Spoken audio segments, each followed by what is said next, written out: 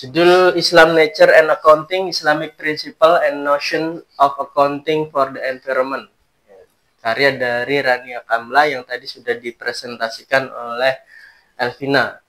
Ya. Dalam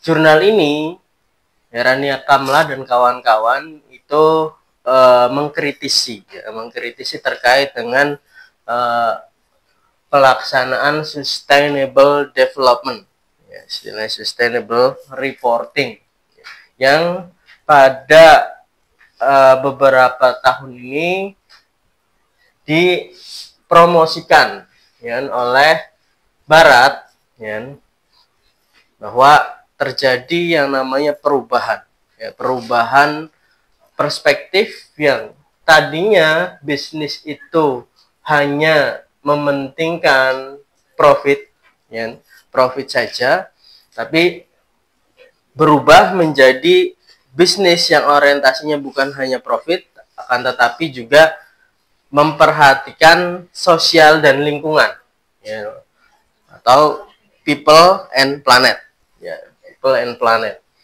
People itu orang, ya, sosial, planet adalah lingkungan, yang dimana Barat ini sedang gencar, ya, mempromosikan ini, ya, sustainable development ini sedang gencar, itu karena dianggap apa? Itu sebagai bentuk kegagalan, ya, kegagalan dunia Barat dalam menangkap kondisi sosial dan lingkungan yang saat ini terjadi. Ya, kenapa mereka kemudian mempromosikan hal tersebut? Ya karena memang sistem akuntansi mereka yang dulu itu gagal. Ya, gagalnya karena apa? Ya karena sudah terjadi masalahnya. Ya, masalahnya sudah terjadi, permasalahan sosialnya, ya, permasalahan lingkungannya dengan adanya pemanasan global dan lain sebagainya. Ya. Nah, setelah itu terjadi, mereka mempromosikan ini, ya, dan mereka mempromosikan, ya, pada negara-negara Islam, ya, yang notabene negara-negara Islam itu dia memiliki hubungan dengan hal tersebut, ya, memiliki dasar budaya, ya, dasar budaya dan sosial, ya. Karena apa? Karena negara-negara Islam, ya, pedomannya pada Al-Quran dan Sunnah, ya, yang tadi, ya, basisnya adalah pada aspek tanggung jawab, ya, aspek keadilan, ya, yang di situ dijunjung tinggi, ya, termasuk tugas tadi manusia sebagai khalifah, ya, yang diamanahi, ya, yang diamanahi bumi ini untuk menjaga keseimbangannya, ya, yang diamanahi untuk menjaga keseimbangannya. Kenapa gagal? Ya, ya itu tadi, ya, gagal, sistem akuntansi kita telah gagal, ya, karena telah menimbulkan permasalahan sosial dan lingkungan yang cukup besar. Permasalahan ini, ya. Nah, kemudian mereka mempromosikan. Nah, sayangnya, ya kan, yang mereka promosikan itu, ya kan, nilai-nilainya itu tidak ada pada mereka, ya. Mereka mempromosikan sustainable development, tetapi mereka tidak memiliki nilai-nilai tersebut. Paham maksudnya? Maksudnya adalah mereka tidak punya istilahnya budaya tersebut, nilai-nilai sosial tersebut, memperhatikan lingkungan, keadilan, tanggung jawab, ya kan, khilafah, ya kan, itu mereka tidak punya, ya kan. Dari mana kemudian nilai itu muncul? Nah, yang ditakutkan ketika mereka mensosialisasikan kegiatan tersebut, sustainable development, mensosialisasikan kegiatan CSR, ya, kepada orang, ya, kepada dunia, pada internasional, ya kan, takutnya itu pun akan menjadi gagal. Karena apa? Karena nilai itu tidak ditemukan pada nilai-nilai sosial yang ada di Barat, nilai-nilai idealisme, ya, ideologi yang ada di Barat itu tidak ditemukan, sehingga ibaratnya mereka mempromosikan sesuatu yang kosong, tidak bernilai. Ya. Sedangkan Islam itu ada, ya. Seperti yang tadi sudah dijelaskan, ya. Oh, manusia, ya kan, ditugasi sebagai khilafah, ya, sebagai wakil di bumi ini untuk menjaga bumi ini, memanfaatkan, memeliharanya, ya kan, menjaga keseimbangannya, ya, menciptakan keadilan, tanggung jawab, ya. Nilai Islam itu ada, ya. Sehingga apa yang dipromosikan Barat itu di dunia Islam, ya, di negara-negara Islam itu menjadi sebuah pertanyaan, ya, ya. Sebuah nilai-nilai yang kosong. Mereka mempresentasikan sustainability itu, ya, istilahnya hampa nilai, ya, karena pada budaya mereka itu tidak ditemukan, ya. Mereka menyadari hal tersebut karena apa? Karena mereka sudah gagal dengan sistem yang dibangun sebelumnya, ya. Sistem yang dibangunnya sebelumnya itu sudah gagal, ya. Nah, sedangkan Islam memiliki banyak sekali, ya kan, referensi terkait dengan hal tersebut, ya. Di antaranya itu bisa kita temukan dalam surat Ar-Rahman, ya kan, yang seperti yang sudah saya katakan, ya kan. Wasama arfa'aha wa wadu'al mizan, dan Allah telah meninggikan langit. Dia meletakkan neraca keadilan, mizan, ya, keseimbangan. Dia telah menetapkan keseimbangan dari penciptaan langit dan bumi. Ya, bahwa langit dan bumi ini Allah ciptakan sudah ditetapkan keseimbangannya. Ya, makanya dalam ayat selanjutnya kita diperintahkan untuk Allah tatgauful mizan, supaya kamu jangan melampaui batas dari neraca tersebut, dari keseimbangan tersebut. Tidak boleh merusak keseimbangan tersebut. Kita melampaui batas, mengeksploitasi, ya kan, alam, kekayaan alam secara berlebihan sehingga merusak keseimbangan tersebut hanya demi kepentingan individualis, ya kan? Demi kepentingan saya supaya menguasai, ya kan, bisa menjadi kaya dan lain sebagainya, ya kan? Dengan cara tindakan-tindakan yang melampaui batas, yang itu dapat merusak keseimbangan itu sendiri. Makanya diperintahkan dalam ayat selanjutnya, dan tegakkanlah timbangan itu. Wa aqimul wazna bil qisti wa la tuhsirul mizan. Dan tegakkanlah timbangan itu dengan adil, janganlah kamu mengurangi neraca itu, mengurangi keseimbangan tersebut, merusak keseimbangan tersebut. Ya kan? Jangan sampai merusak keseimbangannya. Silahkan gunakan, ya kan? Tapi tegakkanlah timbangan itu dengan adil. Peliharalah keseimbangan itu. Ya, kita diperintahkan untuk memeliharanya, keseimbangan. Ya, silahkan dimanfaatkan kekayaan alamnya, ya kan? Tapi dijaga dan juga dirawat, dipelihara, ya kan? Supaya tidak rusak lingkungannya. Tatanan sosialnya juga tidak rusak, ya kan? Menciptakan keadilan dalam aktivitas sosial dan ekonomi, ya kan? Makanya salah satu dari peran akuntansi itu adalah menciptakan keadilan, ya kan? Ini peranan tertinggi, ya kan? Peranan tertinggi dalam Islam itu di sini, menciptakan keadilan, ya, supaya dalam bahasa Al-Qur'annya, supaya harta itu tidak hanya berputar di kalangan orang-orang kaya saja, ya, diciptakan adilan, ya. Dan makanya dalam ayat Al-Baqarah pun wal yaktub bainakum bil adl, ya, dan catatlah dengan cara yang adil. Ya. Kita diperintahkan melakukan proses akuntansi supaya dengan adil. Ya. Adil itu apa? adil itu diantaranya tadi, ya. Jadi akuntansi ini menjadi alat, ya, menjadi alat untuk apa? Untuk mengukur. Mengukur apa? Mengukur tadi sustainable development tadi, ya, keberlanjutan tadi. Bukan hanya sekedar aktivitas profitnya, ya kan? Bukan saja sekedar aktivitas profitnya, tapi sosial lingkungannya juga diperhatikan. Dan akuntan itu sebagai alatnya.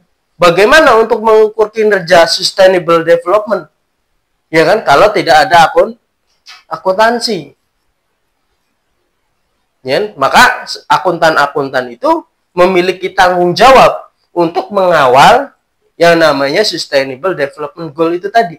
Ya, menjaga keseimbangan antara profitnya, ya kan, kemudian aktivitas sosialnya dan juga lingkungannya, ya. Untuk apa? Makanya dilaporkan, ya, disajikan data. Ini loh perusahaan, ya, modalnya sekian, asetnya sekian, ya, aktivitas usahanya seperti ini, profit yang dihasilkan seperti ini, ya, aktivitas untuk menjaga hubungan sosialnya seperti ini, lingkungannya seperti ini. Nah, itu diukur, ya, supaya bisa terukur, makanya perlu akuntan, perlu akuntansi, ya. Jadi akuntansi ini menjadi sangat penting, ya. Tugas-tugas bagi akuntan adalah mengawal bagaimana sustainable development goal itu bisa terwujud, dan terwujudnya itu dengan kinerja yang terukur, ya, untuk menjaga apa? Menjaga keseimbangannya, ya, menjaga keseimbangannya. Oh, aktivitas usahanya, kinerjanya apa? Profitabilitas perusahaan, kemampuan perusahaan menghasilkan keuntungan, kemampuan perusahaan membayar kewajiban-kewajibannya, ya kan? Sosialnya apa, ya kan? Oh, bagaimana perusahaan memenuhi gaji-gajinya, kesejahteraan para karyawannya seperti apa, ya kan? Memperhatikan kehidupan masyarakat yang di sekitar perusahaan seperti apa, ya, supaya tidak terjadi konflik, ya. Sudah adil belum, ya kan, memberikan insentif, memberikan gaji, ya, kepada karyawannya, pada masyarakat di sekitarnya, ya. Nah, kemudian lingkungannya, ya, limbahnya sudah diolah dengan betul atau tidak, ya. Kalau perlu, ya, biaya sosial lingkungan itu bisa diukur, ya, menjadi biaya yang menentukan. Misalkan saya produksi, ya, aktivitas produksi. Nah, aktivitas produksi itu selain biaya bahan baku, ya, selain biaya tenaga kerja dan biaya overhead pabrik, ya, di situ ada biaya cost untuk lingkungannya, ya, cost untuk lingkungannya. Ya. Misalkan saya perusahaan yang istilahnya memanfaatkan kayu, ya, di bidang perkayuan. Ketika saya menebang satu pohon jati, ya, itu apa yang perusahaan lakukan? Apakah hanya menebang saja, ya? Apakah harus menyediakan bibit untuk mengganti tanaman yang kita tebang tadi, ya? Oh, saya menggali, perusahaan tambang batu bara, ya, menggali tanah, ya kan, sampai menimbulkan lubang. Nah, setelah aktivitas itu, aktivitas untuk pemulihan tanahnya seperti apa, ya. Jadi sehingga cost ini kalau bisa, ya, itu masuk ke dalam perhitungan dalam hal menentukan biaya, ya kan. Jadi seperti itu. Jadi Islam itu memiliki landasan, ya, memiliki landasan, ya, dalam hal ini bahwa akuntansi itu bukan hanya sekadar kita melaporkan dari kinerja keuangannya saja, ya, tapi kinerja sosialnya, kinerja lingkungannya, ya, dan banyak sekali, ya, landasan-landasan hukumnya, nilai-nilainya, sehingga sustainable development goal dalam Islam itu bukan nilai yang kosong, tetapi ada nilai-nilai budayanya, nilai-nilai sosialnya di masyarakat Islam. Ya, tinggal bagaimana kita kemudian mewujudkannya, mengimplementasikan, cara mengimplementasikannya seperti apa. Ya, dan salah satunya adalah melalui akuntansi. Ya, sebagai kita kan istilahnya memberikan informasi, ya. Oh, ini loh yang dilakukan oleh entitas, ya.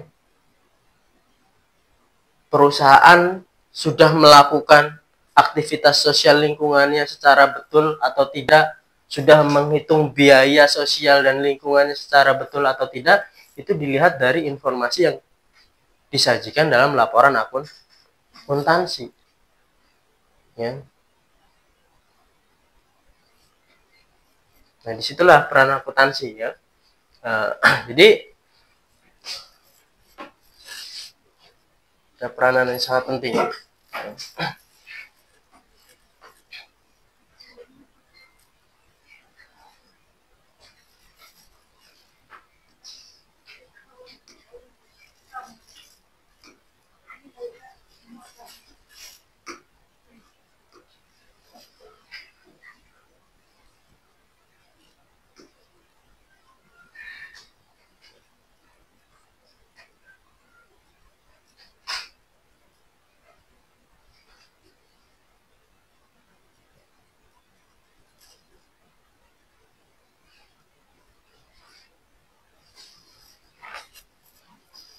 Nah, jadi dalam jurnal ini itu si penulis dia menganggap, ya, bahwa apa yang dipromosikan dunia barat gitu, itu ya sebenarnya aktivitas yang bagus, ya.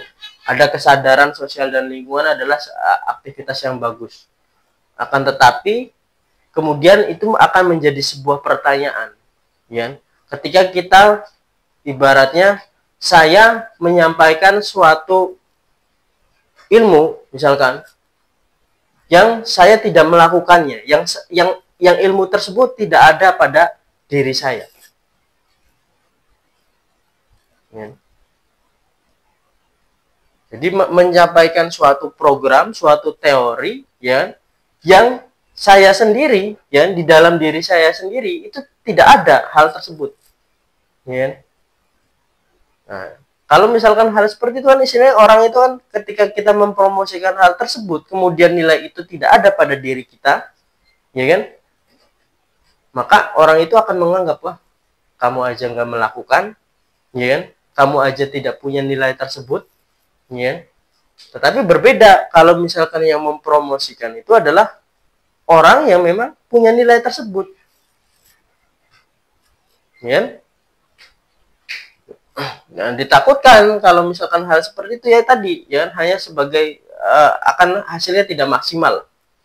Bahasa singkatnya seperti itu, ya.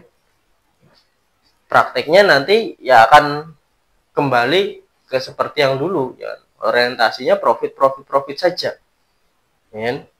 Ya, aktivitas sosial dan aktivitas lingkungannya hanya ya seremonial saja, sebagai seremonial, bukan aktivitas yang memang kita menjiwai hal tersebut, kita melaksanakan hal tersebut, ya, karena memang budaya dan nilainya itu memang ada pada diri kita, ya.